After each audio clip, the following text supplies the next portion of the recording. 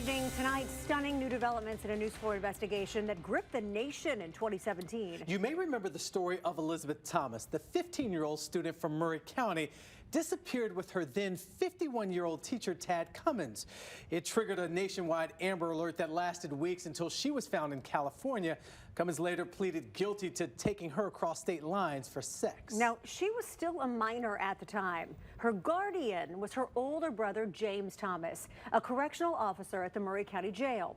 But in 2018, News4 Investigates uncovered how James, while caring for his sister, was accused of having sex with an inmate and covering it up.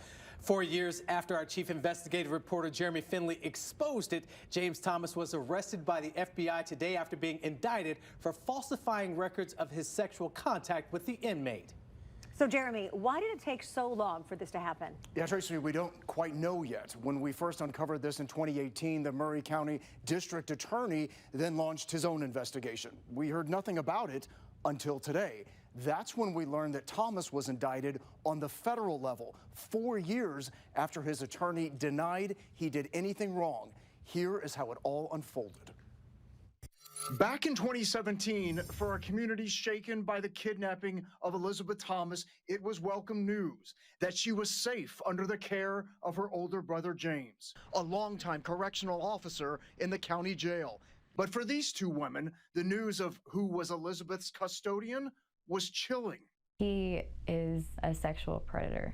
Should he be caring for this girl? No, he shouldn't care for anyone. This former co-worker of James Thomas, herself once a correctional officer, had sent this letter to the DA claiming Thomas raped an inmate. He said, I would go to the federal penitentiary for what I've done. I observed video. You've seen video of him going into her cell? Yes. There is no doubt in my mind there was a sexual relationship happening. Claims strongly disputed at the time by Thomas's attorney. In no uncertain terms, he absolutely denies that there was ever any physical contact between him and this woman while she was in jail, period. I'd wake up and he'd be standing there in the middle of our cell, 2 o'clock in the morning. Former inmate Carissa Christ told News4 Investigates Thomas raped her several times 2 years earlier. When it's an inmate's word against an officer, the inmate's always wrong. She says she was raped. And she was, because she was an inmate. There's no such thing as consensual sex inside a jail facility. How can two women who have never discussed this with each other both say that he committed this crime? I can't speak to what their motives are, just like I can't speak to why this is coming up now, allegedly 2 years after the fact. I went and reported it. But the former coworker says she didn't wait 2 years to report it, that she told her supervisor and wrote detailed incident reports on how often Thomas was entering Christ's cell. The sheriff's office wouldn't interview at the time because of the DA investigation, but said they could find no evidence of incident reports or anything noted in the computer of Thomas going into Christ's cell. But look at the press release from today's arrest.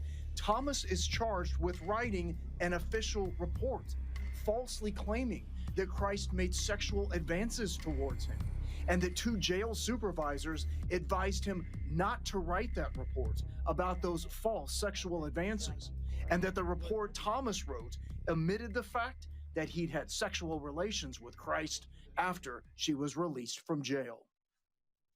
Okay, Jeremy, I want to make this very clear. So in 2018, the sheriff's office told you they could not find a report of any kind about Thomas and the inmate, but the indictment says that Thomas himself wrote a report and lied in the contents of that report? Right, so that's where we are tonight. That's the question we have tonight. If there wasn't a report back then, why did the U.S. Attorney's Office now say there was a report that Thomas himself wrote? So we did reach out to the sheriff and his chief deputy for comment. They did not respond by our deadline. Thomas's attorney, Jason Watley, sent me a text tonight saying that his client is a good man and a decent man and that the truth will ultimately prevail. Thomas did enter a not guilty plea in federal court today and he was released. Tracy? Jeremy Finley tonight. Thank you.